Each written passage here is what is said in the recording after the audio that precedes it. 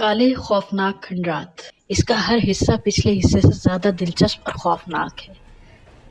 تو دوستوں جلدی سے ہمیں سبسکرائب کریں اور لائک کریں، اور آئیے ٹائم ضائع کیے بغیر کہانی کا اگلا حصہ سنتے ہیں۔ اگر مزید حصے آپ سننا چاہتے ہیں یا کوئی اور خوفناک کہانی تو ہمیں کمنٹس میں بتائیں۔ چلیں کہانی شروع کرتے ہیں۔ کاشف بہن کو واپس گاؤں لے آیا۔ گاؤں کے حکیم نے علاج کیا مگر اس کا کوئی اثر نہ ہوا اور بہن کا مرض بڑھتا ہی چلا گیا۔ اس کی حالت دن بدن خراب ہونے لگی۔ حکیم نے بھی جواب دے دیا اور کہا کہ بس اب اس کو دعائیں ہی بچا سکتی ہیں۔ کاشف پنڈت کے پاس گیا۔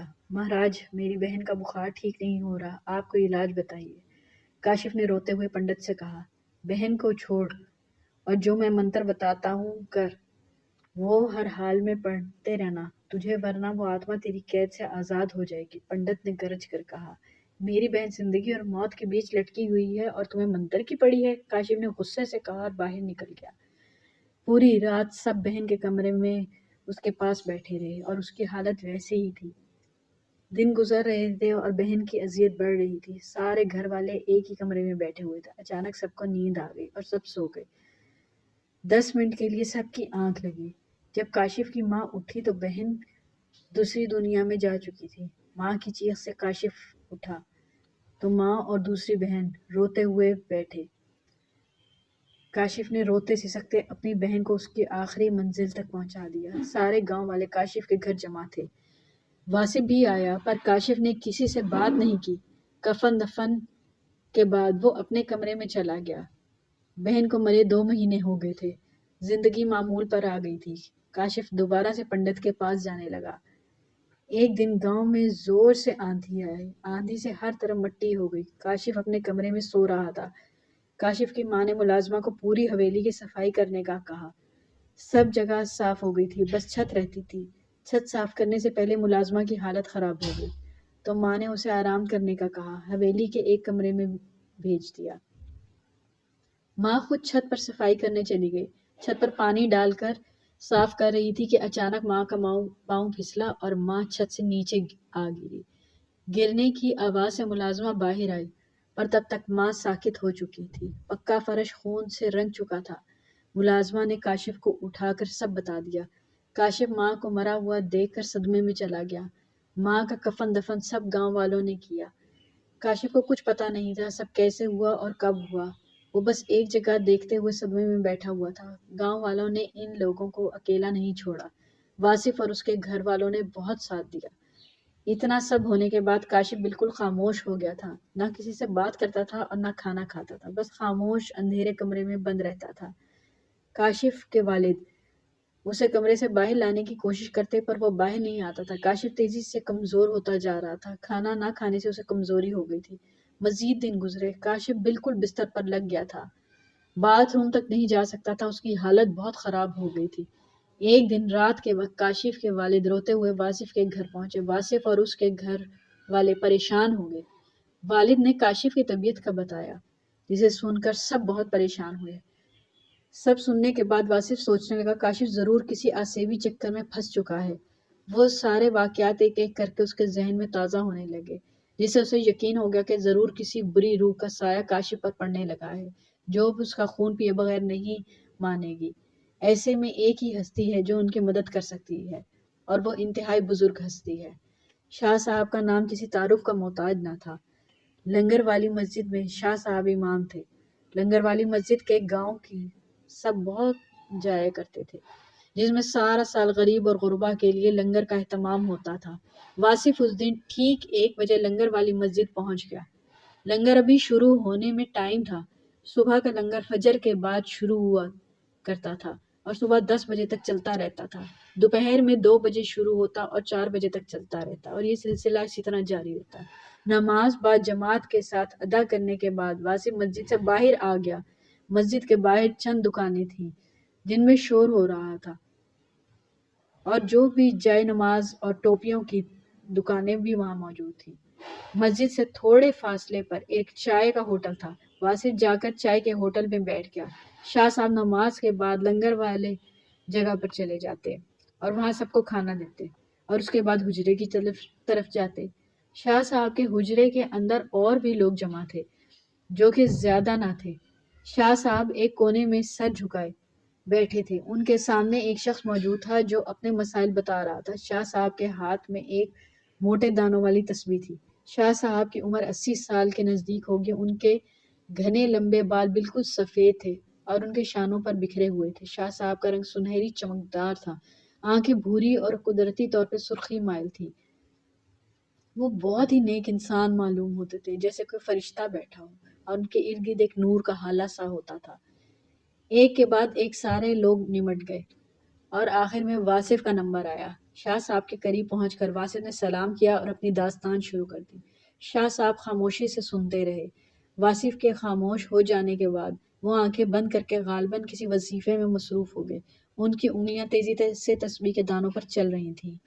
واصف ان کو خاموش دے کر کمرے کا جائزہ لینے لگا۔ یہ کمرہ زیادہ بڑا نہ تھا اور نہ زیادہ چھوٹا تھا۔ اسے شاید حجرہ کہا جاتا تھا۔ پورے فرش پر چٹائی بچھی ہوئی تھی۔ شاہ صاحب جائے نماز پر بیٹھے تھے۔ کونے میں ایک مٹکا رکھا ہوا تھا۔ کمرے کی دیواریں اندر سے کچی اور ان پر چکنی مٹی لپی ہوئی تھی۔ شاہ صاحب نے سر اٹھایا تو ان کا چہرہ پسینے میں تر تھا۔ ان کے چہرے پر غصے کے آثار تھے۔ وہ نامراد ناہنجار چند پیسوں کی خاطر اپنا ایمان بیچ چکا ہے، شاہ صاحب نے واصف کو بتایا۔ کیا ایسا کیسے ہو سکتا ہے؟ واصف نے گھبرا کر کہا۔ وہ سن کر حیران رہ گیا۔ اس کے نصیب میں جو لکھا تھا وہ ہو کر رہے گا، شاہ صاحب نے بھاری آواز میں کہا۔ کیا مطلب شاہ صاحب؟ واصف نے ناسمجھی سے پوچھا۔ میں زیادہ تم کو کچھ نہیں بتا سکتا، لیکن ایک مظلوم آتما جو پہلے سے ہی تکلیف میں تھی، اسے کاشف نے مزید تکلیف دے کر غلام بنایا ہوا ہے۔ اب وہ آزاد ہو گئی ہے، اس لیے وہ اس سے بدلہ لے رہی ہے، شاہ صاحب نے مزید بتایا۔ تو اب ہم کیسے کاشف کو بچا سکتے ہیں؟ واصف نے پریشان ہو کر پوچھا۔ وہ کالی کتاب اس کے پاس موجود ہے، اسے خبر ہوئے بنا وہ کتاب میرے پاس لے آؤ۔ آگے کیا کرنا ہے وہ میں بعد میں بتاؤں گا، شاہ صاحب نے کہا اور خاموش ہو گئے۔ واصف شاہ صاحب کو سلام کر کے باہر نکل آیا۔ وہ سارے راستے سوچ میں ڈوبا رہا، کاشف کیسے اپنا مذہب چھوڑ سکتا ہے۔ واصف نے جا کر کاشف کے والد کو تمام باتیں بتائیں، جسے سن کر وہ بھی پریشان ہو گئے اور وہ بھی رونے لگے۔ ہمیں کیا پتا تھا کہ ہمارا بیٹا ہمیں حرام کھلا رہا ہے، اس لیے اللہ نے اسے یہ سزا دی ہے۔ اس سے اس کی ماں بہن چھین لی۔ وہ روتے جاتے اور کہتے جاتے، آپ پریشان نہ ہو چچا، سب ٹھیک ہو جائے گا، آپ کو ایک کام کرنا ہے، واصف نے کاشف سے کہا۔ واصف نے کاشف کے والد کو کہا۔ کیسا کام؟ کاشف کے والد پوچھنے لگے۔ آپ کو کاشف کے کمرے سے اسے خبر ہوئے بغیر کالی کتاب لے کر آنی ہے، واصف نے کہا۔ ٹھیک ہے، میں لے آؤں گا، وہ کہنے لگے اور کھڑے ہو گئے۔ کاشف کے والد نے ملازم کو کاشف کی چائے میں نیند کی گولی ڈالنے کو کہا۔ جب کاشف سو گیا تو وہ اس کے کمرے میں گئے جہاں وہ کتابیں وغیرہ رکھتا تھا۔ وہ سارے کمرے میں ڈھونڈتے رہے پر وہ کتاب ان کو نہیں ملی۔ ہر جگہ دیکھی پر کتاب نہ ملی۔ وہ مایوس ہو گئے۔ والد نے واصف کو بتایا کہ کتاب کاشف کے کمرے میں موجود نہیں ہے۔ واصف سن کر پریشان ہو گیا اور دوبارہ شاہ صاحب کے پاس پہنچا۔ اس بار اس کے ساتھ کاشف کے والد بھی تھے۔ جب شاہ صاحب کو بتایا تو وہ سن کر کچھ پڑھنے لگے اور کہا، آپ اللہ کا نام لے کر کمرے میں جانا، کتاب آپ کو سامنے ہی رکھی مل جائے گی، شاہ صاحب نے کہا۔ دونوں سلام کر کے حجرے سے باہر آ گئے۔ کاشف کے والد نے ایک بار پھر چائے میں نیند کی گولی ملا کر کاشف کو پلا دی اور اللہ کا نام لے کر کمرے میں داخل ہوئے تو واقعی سامنے کتاب میز پر رکھی ہوئی تھی۔ وہ کتاب اٹھا کر سیدھا واصف کے پاس پہنچ گئے۔ کاشف کے والد واصف کے گھر کتاب لے کر پہنچے۔ اچانک سے ان کے دل میں درد ہونے لگا اور وہ درد سے وہیں گر پڑے۔ واصف کے گھر والوں نے دیکھا تو فوراً واصف کو کہا کہ حکیم صاحب کو بلا کر لائے۔ حکیم صاحب کے آنے تک درد بہت شدت اختیار کر گیا تھا اور ان کی جان نکل گئی۔ جب کاشف اور اس کی بہن ہنا کو پتہ چلا کہ ان کے والد اس دنیا میں نہیں رہے تو وہ دونوں دھاڑے مار مار کر رونے لگے۔ کاشف تو بستر پر ہی تھا۔ سب انتظام واصف نے ہی کیا۔ کاشف کی بہن بار بار بے ہوش ہو رہی تھی۔ کاشف بھی رو رہا تھا۔ دفنانے کے بعد واصف کاشف اور ہنا کو اپنے گھر لے آیا۔ کتاب کو وہ وقتی طور پر بھول چکا تھا۔ کاشف نے واصف کو ساری باتیں بتا دی۔ مجھے شاہ صاحب کے پاس لے چلو، میں دوبارہ مسلمان ہونا چاہتا ہوں، کاشف نے روتے ہوئے کہا۔ واصف کاشف کو پکڑ کر شاہ صاحب کے پاس لے آیا۔ شاہ صاحب نے کاشف پر پہلے غصہ کیا، پھر کلمہ پڑھا کر اسے پاک کیا۔ کاشف روتے ہوئے معافی مانگ رہا تھا۔ معافی ہم سے نہیں، اللہ سے مانگو، وہ بڑا ہی مہربان ہے، بڑا ہی مہربان ہے اور گناہوں کو معاف کرنے والا ہے۔ اس سے یہ اپنے گناہوں کی معافی مانگو۔ شاہ صاحب نے کہا اور کاشف کو دم کیا ہوا پانی دیا۔ کاشف روز نماز پڑھ کر معافی مانگتا اور وہ دم والا پانی پیتا، جس سے وہ پہلے سے بہتر ہونے لگا تھا۔ گناہ کی وجہ سے وہ اپنے خاندان کو کھو چکا تھا، اب بہن کو کھونا نہیں چاہتا تھا۔ وہ سوچتا تھا کہ کاش میں اس فقیر کی بات مان لیتا تو آج اس حال کو نہ پہنچتا۔ کاشف کو ہنا کی فکر تھی۔ جب اس نے واصف کو بتایا تو واصف وہ کالی کتاب لے کر کاشف کے ساتھ شاہ صاحب کے حجرے میں پہنچ گیا۔ کتاب شاہ صاحب نے اپنے پاس رکھ لی۔ ہمیں چاند کی 14 تاریخ یعنی اماوس کو کالے کھنڈر جانا ہوگا، شاہ صاحب نے دونوں کو کہا۔ شاہ صاحب اس کتاب میں آخر ہے کیا؟ کیا لکھا ہوا ہے؟ کیا راز چھپا ہے؟ واصف نے الجھے ہوئے لہجے میں پوچھا۔ شاہ صاحب نے ایک بڑا دودھ کا تھال منگوایا۔ تھال میں واصف نے دیکھا تو وہ وہیں بے ہوش سا ہونے لگا۔ اسے تھال کے اندر ایک فلم سی چلتی نظر آئی۔ یہ پرانی بات ہے۔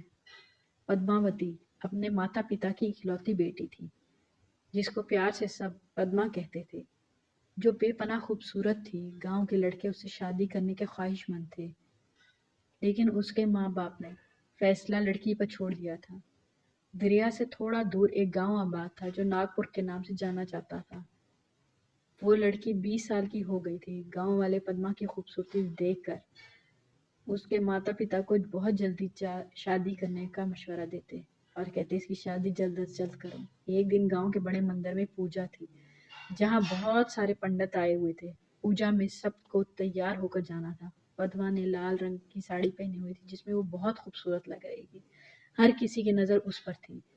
جب وہ مندر میں پہنچی تو وہاں جو بڑا بڈھا پنڈت آیا ہوا تھا، وہ اس کی خوبصورتی دیکھ کر اس پر فدا ہو گیا۔ پوجا کے دوران پنڈت بار بار اسے دیکھ رہا تھا اور مختلف قسم کی چالیں سوچ رہا تھا۔ دوسرے دن پنڈت مجبور ہو گیا اور اس نے کیا کیا، وہ پدما کے گھر پہنچا، اور جب اسے پتا چلا لڑکی کو کہ وہ بڈھا پنڈت آیا ہے اور وہ اس سے شادی کرنا چاہتا ہے، تو وہ غصے سے پاگل ہو گئی اور اس نے چیخ و پکار مچا دی کہ سارے گاؤں والے جمع ہو گئے۔ پنڈت خاموشی سے وہاں سے چلا گیا، پر اسے اپنے گاؤں والوں کے سامنے بے عزتی برداشت نہیں ہوئی۔ اس کے سر پر ایک جنون سوار ہو گیا۔ اس نے مندر کے تہہ خانے میں جا کر ایک کتاب لکھنا شروع کر دی۔ کتاب کالی جلد کی تھی، جس پر لال رنگ سے پدماوتی لکھا ہوا تھا، اور کتاب میں روز پدما کی خوبصورتی کے بارے میں وہ کچھ نہ کچھ لکھتا اور کچھ عجیب و غریب اور باتیں بھی لکھتا، اور پھر اس کو تہہ خانے میں رکھ دیتا اور اس کا دروازہ بند کر دیتا اور اس کے اوپر قالین بچھا دیتا۔ وہ تہہ خانہ کسی کو معلوم نہیں تھا اور اس گاؤں والوں سے چھپا ہوا تھا۔ کچھ مہینے تک کتاب مکمل ہو گئی تو اس نے اپنے چند آدمیوں کو پدما پر نظر رکھنے کے لیے کہا۔ ایک دن پدما اکیلی دریا پر پانی بھرنے کے لیے گئی۔ پنڈت کے آدمی موقع کی طاق میں بیٹھے ہوئے تھے۔ پنڈت کے آدمیوں نے اسے پکڑ کر اس کے چہرے پر کپڑا باندھ دیا اور اسے جنگل کے راستے سے مندر کے تہہ خانے میں لے آئے۔ بڈھا پنڈت انتظار میں بیٹھا تھا اور وہ پدما کو دیکھ کر خوش ہو گیا اور اپنے آدمیوں کو باہر بھیج دیا۔ پنڈت کا ارادہ ابھی بھی اس سے شادی کرنے کا تھا۔ اگر پدما نہ مانی تو وہ اسے قتل کر دے گا، وہ یہ سوچ رہا تھا۔ تبھی باہر سے شور کی آوازیں آنے لگی۔ پنڈت کا آدمی بھاگتے ہوئے تہہ خانے میں آیا۔ مہاراج، مہاراج جی، مہاراج جی! مندر کے باہر گاؤں والے اور پدما کے ماتا پتا پدما کو تلاش کرنے آ گئے ہیں۔ آدمیوں نے گھبرا کر پنڈت کو بتایا۔ پدما سن کر زور زور سے ماں جی، پتا جی کو آوازیں دینے لگی۔ پنڈت ڈر گیا اور پدما کو خاموش کروانے کے لیے اس کا گلا پکڑ لیا۔ پدما کی آنکھیں باہر نکل آئیں اور وہ اپنے ہاتھ پیر چلانے لگی۔ پنڈت پوری جان لگا کر اس کا گلا دبا رہا تھا اور پدما ڈھیلی پڑ رہی تھی۔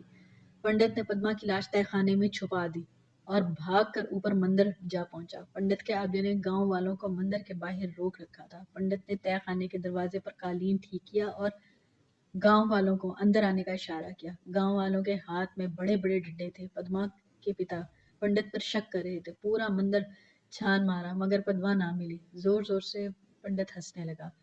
وہ کنیا کسی پر بھاگ گئی ہے اور یہ نادان ہم پر شک کر رہے ہیں، وہ تھی ہی بری۔ سب شرمندہ ہو گئے اور واپس چلے گئے۔ سب کے جانے کے بعد پنڈت دوبارہ تہہ خانے میں آیا اور پدما کی لاش پر تیل ڈال کر جلا دیا۔ جب اس کا غصہ اس سے بھی ٹھنڈا نہ ہوا تو اس نے چاپ کر کے پدما کی آتما کو اس کالی کتاب میں بند کر دیا اور وہ کتاب صندوق میں رکھ کر مندر سے کالے اور لال دھاگے سے باندھ دیا اور تالا لگا دیا تاکہ وہ آتما باہر نہ آ سکے۔ ہفتہ گزر گیا پر پدما نہ ملی تو گاؤں والے پدما کے ماتا پتا کو دوش دینے لگے کہ پدما بری لڑکی تھی، اور وہ تھی ہی بری، اسی لیے وہ چلی گئی۔ گاؤں والوں کی باتوں سے تنگ آ کر پدما کے ماتا پتا نے بھی رات کے اندھیرے میں زہر پی لیا۔ صبح ہونے تک وہ دونوں بھی مر چکے تھے۔ کچھ عرصہ گزر جانے کے بعد سب بھول بھال گئے۔ ایک رات پنڈت مندر میں سو رہا تھا کہ اچانک مندر میں خود بخود آگ بھڑک اٹھی۔ پنڈت جب تک نیند سے جاگا آگ زور پکڑ چکی تھی۔ پنڈت باہر بھاگ نہ سکا اور جل کر مر گیا۔ آگ بہت خوفناک طریقے سے لگی تھی۔ مندر کے آس پاس کے مکان بھی آگ کی لپیٹ میں آ گئے تھے۔ گاؤں والے آگ بجھانے پانی ڈالنے پر لگے ہوئے تھے، لیکن وہ تیزی سے پھیلے ہی جا رہی تھی اور گاؤں والے اپنا سامان اٹھا کر گاؤں چھوڑ کر چلے گئے۔ کچھ دنوں بعد جب گاؤں والے واپس آئے تو سب کچھ جل کر خاک ہو گیا تھا اور ہر چیز کالی تھی۔ مندر کھنڈر میں بدل چکا تھا۔ جو مکان بچے تھے لوگ وہاں رہنے لگے، پر رات ہوتے ہی کھنڈر سے رونے اور سسکنے کی آوازیں آنے لگی، جس سے گاؤں والے خوفزدہ ہونے لگے اور سب گاؤں خالی کر کے کہیں اور جا بسے۔ گاؤں ویران کھنڈرات میں بدل گیا۔ بعد میں کچھ پراسرار واقعات کی وجہ سے وہاں کا نام کالے کھنڈرات رکھ دیا گیا۔ یکدم دودھ کا رنگ پہلے کی طرح سفید ہو گیا۔ واصف اور کاشف ایک دم جیسے ہوش میں آ گئے اور شاہ صاحب کو سلام کر کے گھر چلے گئے۔ اماوس آنے میں ابھی 2 ہفتے ہیں۔ دونوں ساری رات نہ سو سکے۔ کاشف 5 وقت نماز پڑھنے لگا تھا، دم والا پانی پینے لگا تھا اور پہلے سے ٹھیک ہو گیا تھا۔ اب وہ چلنے پھرنے لگا تھا۔ شاہ صاحب نے ہنا کو بھی کالے کھنڈرات لے جانے کا کہا تاکہ وہ آتما پیچھے سے ہنا کو نقصان نہ پہنچا سکے۔ اماوس سے 1 دن پہلے واصف کاشف کے پاس گیا تو کاشف روتے ہوئے قرآن پڑھ رہا تھا اور واصف کو دیکھ کر رک گیا اور دعا مانگ کر قرآن چوم کر رکھ دیا۔ جو سکون اللہ کے کلام میں ہے وہ کسی اور مذہب کتاب میں نہیں ہے۔ کاشف نے نم آنکھوں سے واصف کو دیکھتے ہوئے کہا، بے شک قرآن اور نماز میں بہت سکون ہے۔ واصف نے سر ہلاتے ہوئے کہا، تو دعا کرنا کہ اللہ پاک مجھے معاف کر دے۔ کاشف نے کہا۔ واصف نے اسے گلے لگا لیا، انشاءاللہ میں دعا کروں گا۔ واصف نے کاشف کی پیٹھ سہلاتے ہوئے کہا، کاشف کل ہمیں کالے کھنڈرات جانا ہے، کیا تو گاڑی چلا کر سکے گا؟ واصف نے کچھ دیر بعد پوچھا، ہاں میں چلا لوں گا، اپنی بہن کو اس آتما سے بچانے کے لیے کچھ بھی کر لوں گا۔ کاشف نے اپنی آنکھیں صاف کرتے ہوئے کہا۔ دوسرے دن صبح کاشف، ہنا اور واصف گاڑی میں شاہ صاحب کے پاس پہنچے، پھر شاہ صاحب کے ساتھ کالے کھنڈرات جانے کے لیے روانہ ہوئے۔ راستے میں واصف کی آنکھیں بار بار نم ہو رہی تھیں، پرانی یادیں تازہ ہو رہی تھیں، اسے سلمان اور شارق یاد آ رہے تھے، کتنا کچھ بدل گیا تھا۔ کالے کھنڈرات پہنچنے تک رات ہو چکی تھی۔ وہاں پہنچے تو وہ عمارت ویسی ہی اپنی ویرانی لیے کھڑی تھی۔ اندر جا کر شاہ صاحب نے تینوں کو ایک جگہ بیٹھنے کا کہا اور اپنی ایک انگلی سے گول دائرہ بنا دیا، پھر سامنے کالی کتاب رکھ دی اور تھوڑی دور انگلی سے دائرہ بنا کر خود بیٹھ گئے۔ کچھ بھی ہو جائے اس لکیر سے باہر مت آنا، شاہ صاحب نے تینوں کو کہا۔ اماوس شروع ہو گئی۔ سب شاہ صاحب کے بنائے ہوئے حصار میں خوف زدہ سے بیٹھے ہوئے تھے۔ شاہ صاحب کے ہاتھ میں وہی موٹے دانوں والی تسبیح تھی جس پر وہ کچھ پڑھ رہے تھے۔ تھوڑا وقت گزرا تو شاہ صاحب چونک گئے اور سب سے کہنے لگے، تم سب ہوشیار رہنا، یہ حصہ ہمارا یہاں اختتام پذیر ہوتا ہے، اس کے بعد اب اگلا حصہ ہے تو وہ سننا مت بھولیے گا۔ جلدی سے نیکسٹ ویڈیو دیکھیں اور اس میں دیکھیں کہ آگے ان کھنڈرات میں کیا ہوتا ہے۔